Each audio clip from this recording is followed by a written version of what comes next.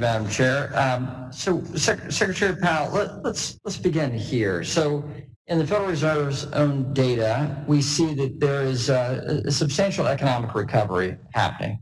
Not even, we see economic numbers improving, and we have many households that are about the same as they were, a little better off in terms of savings than back at the beginning of the year. But we see many households much worse off. And so it's sort of a tale of two different recoveries, if you will, or two different experiences of this pandemic.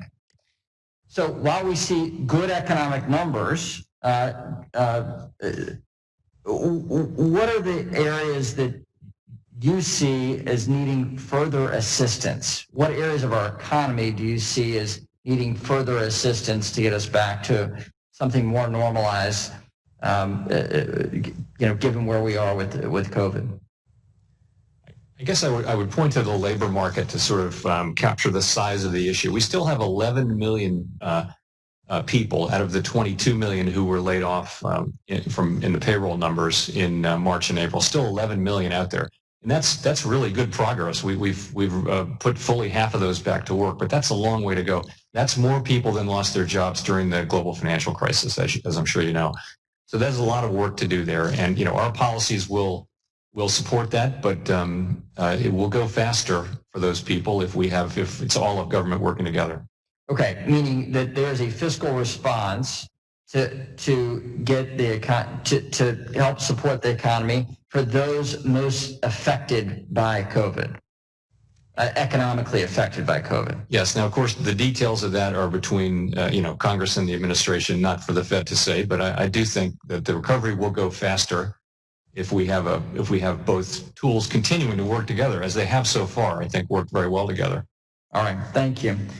Secretary Mnuchin, there's much that's been made up here on Capitol Hill about your negotiations on another CARES package, like we passed back in March that you negotiated. You're the lead administration negotiator on that package, which I think from all sources, it was a very solid piece of bipartisan legislating. And I want to commend you for being the administration's voice and negotiator on that project. And I think we've got good results from the programs that you were then able to set up in coordination with the Fed.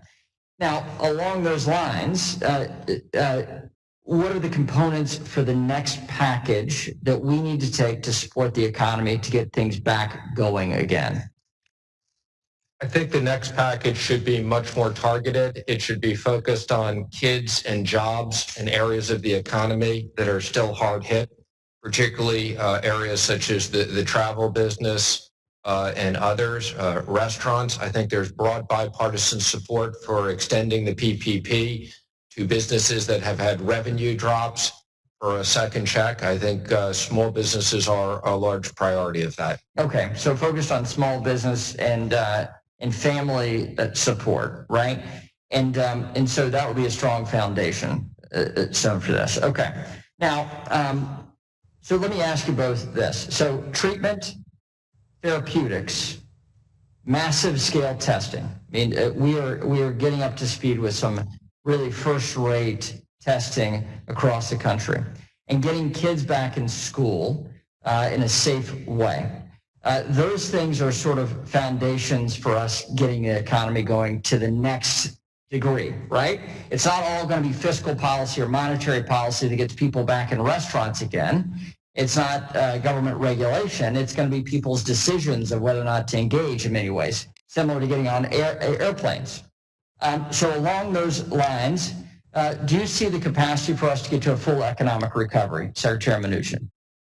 I do. I think it's just a question of time, and I would just highlight we're extremely pleased. We've committed to 150 million point-of-care tests with Abbott that will be delivered between now and the end of the year, and we're working with other parties to deliver comparable amounts of point-of-care testing with instant results.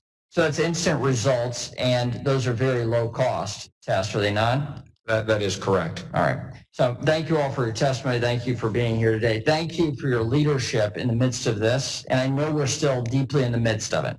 of the economic effects of COVID.